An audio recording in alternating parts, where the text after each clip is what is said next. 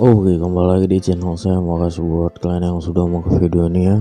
Kali ini kita akan membahas lagi tentang Pak Hasto yang dipermalukan Bu Irma ya.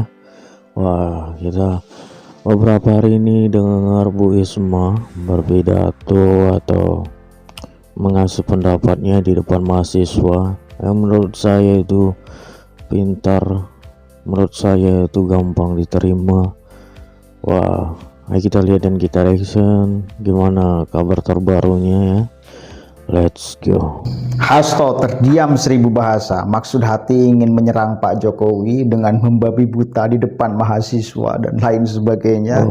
Ternyata malah diserang balik. Diserang balik ya. Ternyata PDIP malah diskakmat. Hasto disekakmat oleh Ibu Irma.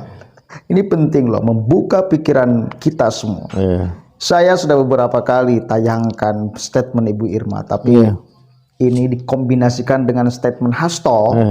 Nih, penting sekali sekali lagi untuk pendidikan politik kita, saudara. Dan biar kita tidak memakai kacamata bodoh di dalam melihat politik ini. Supaya lebih terang benderang pikiran kita, lebih bisa objektif.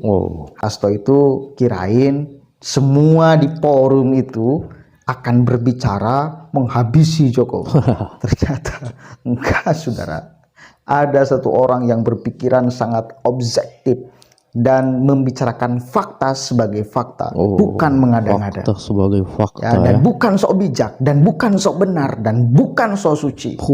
Ini penting. Kenapa? Karena keterbukaan itu publik, saya kira mayoritas sudah tahu bagaimana partai politik, dalamnya, kerjanya, dan lain sebagainya. Publik sudah banyak yang tahu, maka kita sebel sekali kepada para politisi yang so suci itu. Teriak-teriak curang. Ketika diperiksa, curang pula ya. Itu loh, kita nggak suka. Teriak curang tapi curang juga. Sok paling bener, ketika kita periksa, nggak bener juga tuh orang. Gitu loh. Kita coba cek sama-sama videonya. Hasto sampai terdiam. Kasihan deh lu. Suatu kehormatan diundang pada election talk yang keempat. 4 ini menjadi angka yang istimewa.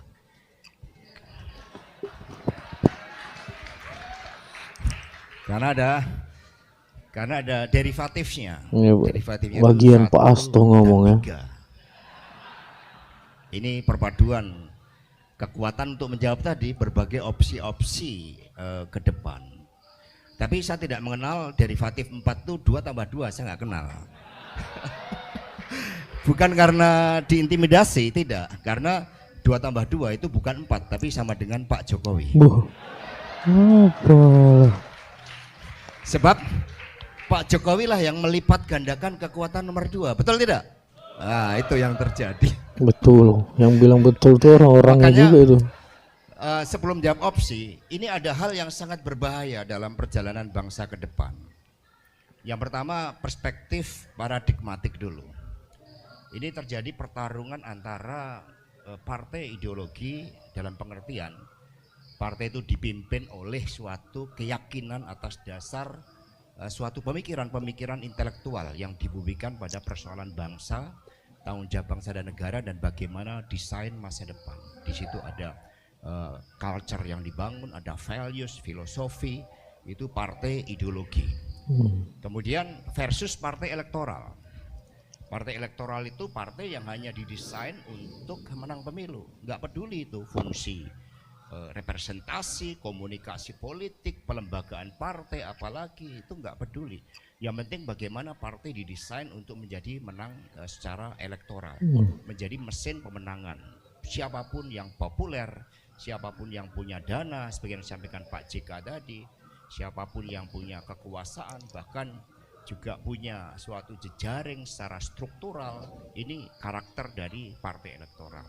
Kalau kita tidak melakukan koreksi, maka partai ideologi dengan kepemimpinan intelektual itu akan hilang, karena tradisi berpolitik kita adalah tradisi intelektual dulu di dalam melihat problematika bangsa. Soekarno itu tradisi intelektual yang sangat kuat dan kemudian mendirikan PNI.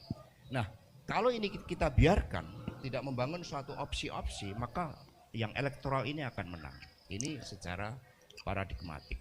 Bagaimana suatu filosofi tentang bangsa dan negara yang dibahas dengan sangat baik dalam sidang BPUPK, tiba-tiba diluluh lantakan dengan ambisi-ambisi kekuasaan, maunya 3 periode nggak dapat, ya anaknya kalau perlu.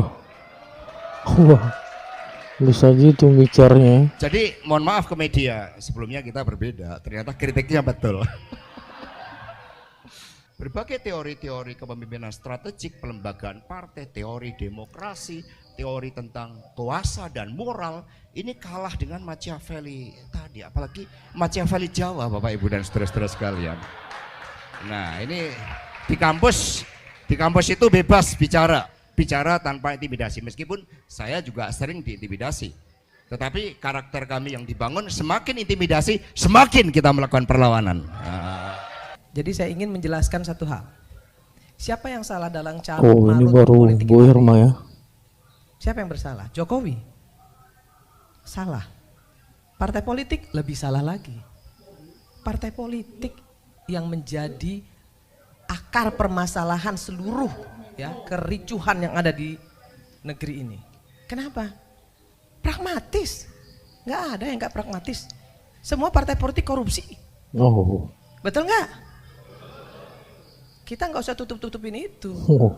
PDIP ini bagusnya jadi oposisi, dia bagus. Tapi ketika dia menang dia nggak bagus. Karena ketika dia menang dia diam seperti kura-kura. Tapi ketika dia kalah, baru dia menjadi betul-betul jadi wong cilik. Itu pendapat saya. Soal kecurangan-kecurangan yang ada, yang tadi dikasih tahu Mbak Bibip dan lain sebagainya, hari ini di sini saya buka. Saya pelaku. Saya adalah caleg. Saya harus keluarkan uang sekian miliar untuk bisa duduk. Yang seperti Pak JK bilang tadi, betul. Jadi jangan juga PDIP mau ngomong bahwa yang salah itu semua Jokowi. Enggak. Kita semua salah. Saya sebagai orang partai politik, saya sebagai salah satu pimpinan di Nasdem, saya bilang partai politik yang paling salah. Terus Pak PDIP misalnya bilang Jokowi pengkhianat, mengkhianati PDIP. Lah kalau memang mau membenahi election ini, nggak perlu dong ribut-ribut. Jokowi nggak lagi bersama dengan PDIP, nggak perlu. Cuek aja, PDIP juga bisa kok. Kan itu harusnya. Tapi kan PDIP ribut. Kenapa Jokowi minggat dari PDIP? Kan itu adik-adikku.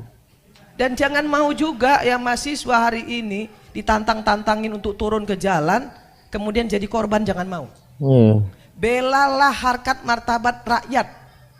Anda semua adik-adikku, anak-anakku, berdiri di depan untuk rakyat. Bukan untuk partai politik. Bukan untuk partai politik. Bukan untuk kekuasaan, nggak usah. Oke. Menarik kan? Hasto itu sok suci banget ya. Dan kelihatan banget di awal pembicaraan Hasto itu mengarahkan kepada serangan terus kepada Pak Jokowi.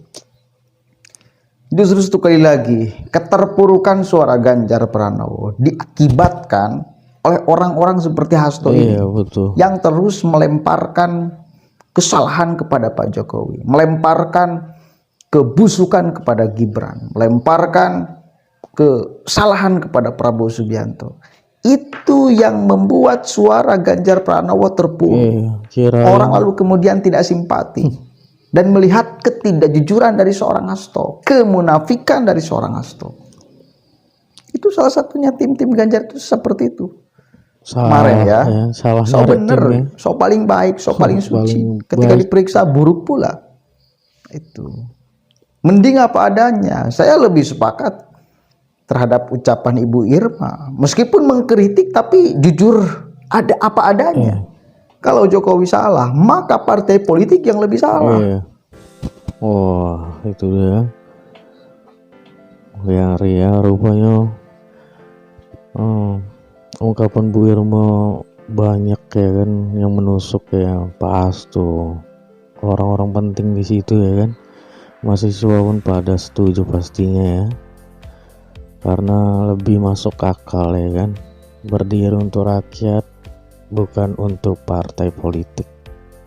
Keren ya. Oke, itu sekian video dari saya dan sampai bersama di video saya selanjutnya.